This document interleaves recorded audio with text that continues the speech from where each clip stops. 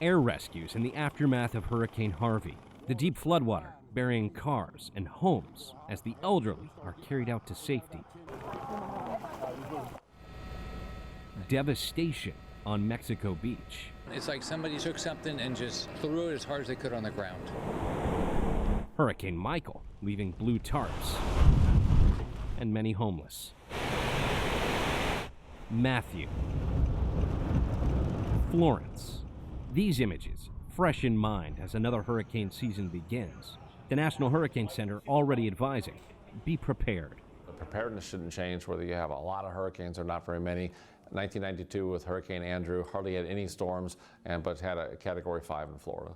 In South Florida, memories of 1992's Hurricane Andrew are still strong in Homestead.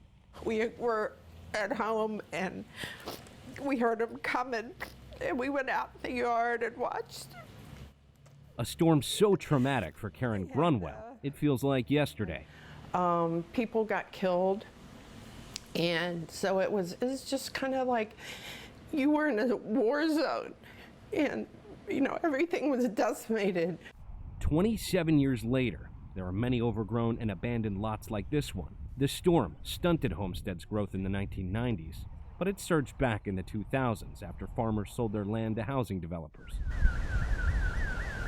A decade ago, Hurricane Ike decimated the Galveston area south of Houston. The storm surge seen here wiped out many structures, but that led to vast infrastructure improvements. We may not have any toilets to flush, but we can flush toilets after a big storm because our facilities have all been built up and they've been built to Category 5 standards.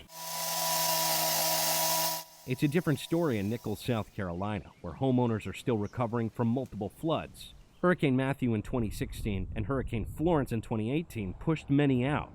We back. Thomas Lee managed to persevere, refusing to leave his hometown of 70 years. No use in running. If you're able to rebuild and you got the strength and knowledge to rebuild, try it again. Recoveries can be starkly different, often at the mercy of wind and water. This year, the National Hurricane Center is doubling down on the dangers of storm surge and working to get more advanced warnings out to the public. You go back historically, looking at hurricanes, 90% of the fatalities have been because of water. When we close our eyes, we generally see the wind, but we need to start seeing the water because it's the water in tropical systems that's actually killing people and hurting us. For some communities, the devastation remains an open wound. Even years later, many towns still bear the scars as we enter another hurricane season. Joshua Plogel, The Associated Press.